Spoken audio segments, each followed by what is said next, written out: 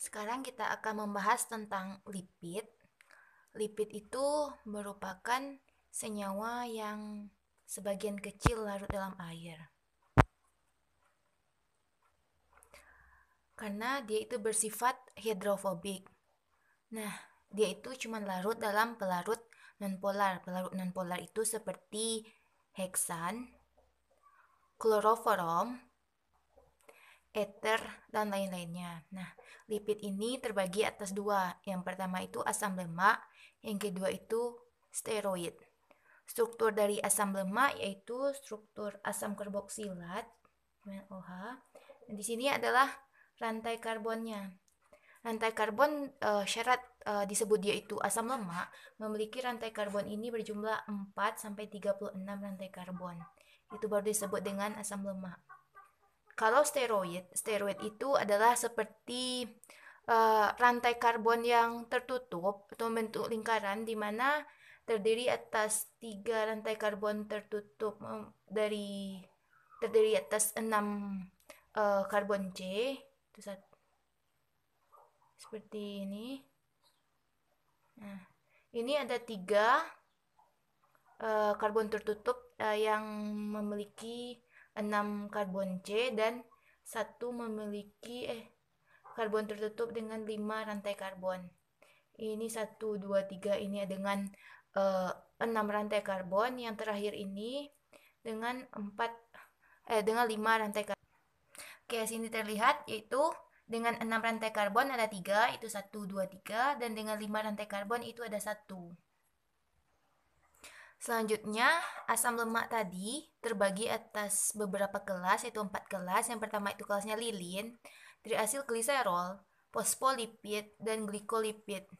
Kita mulai yang pertama itu dari lilin. Lilin itu strukturnya terdiri atas long chain alkohol dan asam lemak. Di mana dia itu strukturnya itu struktur asam lemaknya itu dan struktur ester. Struktur umumnya itu seperti ini, CO. Nah, ini berikatan dengan R1, ini dengan R2. Ini adalah struktur umum dari lilin. Yang kedua itu triasil gliserol, di mana tulang punggungnya itu tersusun atas tulang punggungnya itu terdiri atas gliserol dan terdiri atas 3 asam lemak, di mana pada gliserol gugus hidroksilnya teresterifikasi menjadi asam lemak seperti CH2, ini misalkan CH2, ini juga CH2. Ini kan ada gugus hidroksil OH. Ini juga OH, ini juga OH. Nah, gugus hidroksil yang H-nya inilah yang akan teresterifikasi. Setelah dia teresterifikasi, dia akan yang gugus H-nya itu karena teresterifikasi hilang membentuk asam lemak.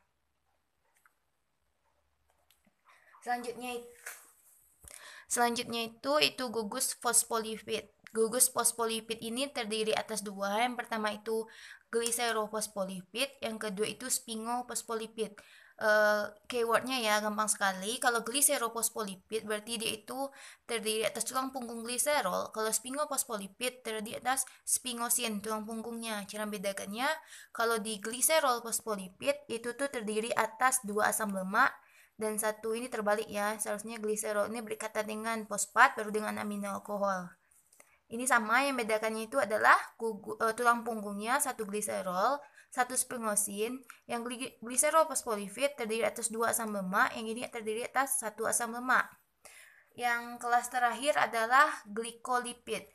Glikolipid ini terdiri juga atas 2 bagian. Yang pertama sphingoglycolipid atau orang biasanya menyebut dengan sphingolipid. Yang kedua itu adalah gliceroglycolipid. Kalau sphingoglycolipid sesuai dengan katanya itu sphingo, berarti dia itu tersusun atas tulang punggung sphingosine. Dan gliceroglycolipid itu gliserol, dimana kalau biasanya kalau glikolipid itu terdiri atas 2 asam lemak, kalau sphingosine terdiri atas 1 asam lemak. Di sini yang bedakannya yaitu gugus karbohidratnya ini adalah mono atau oligosakarida. Kalau yang di gliceroglycolipid itu mono atau disakarida.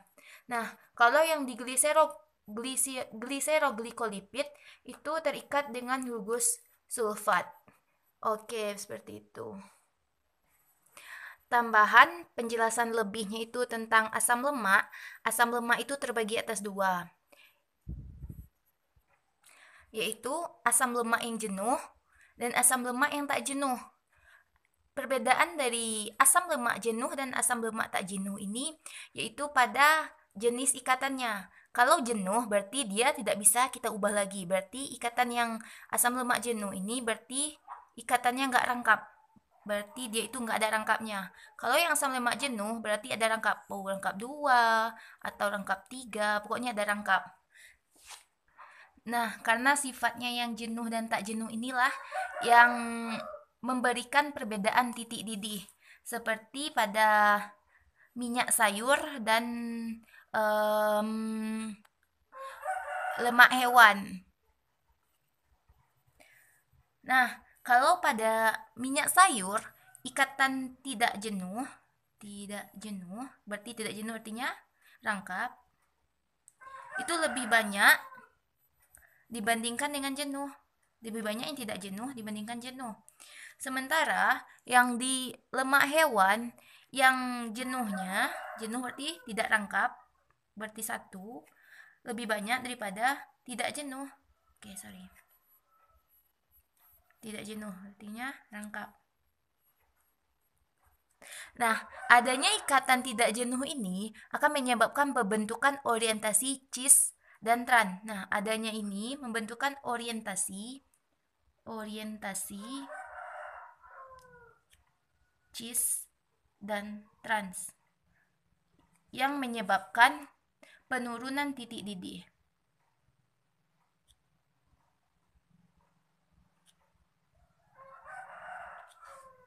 Karena adanya orientasi cis dan trans pada ikatan rangkapnya itu menyebabkan penurunan titik didih.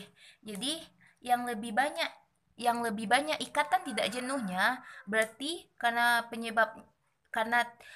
adanya orientasi cis dan trans pada ikatan tidak jenuh menyebabkan penurunan titik didih. Berarti lebih banyak ikatan tidak jenuhnya menyebabkan semakin rendah titik didihnya. Di sini terlihat tidak jenuh lebih besar daripada yang jenuh, berarti titik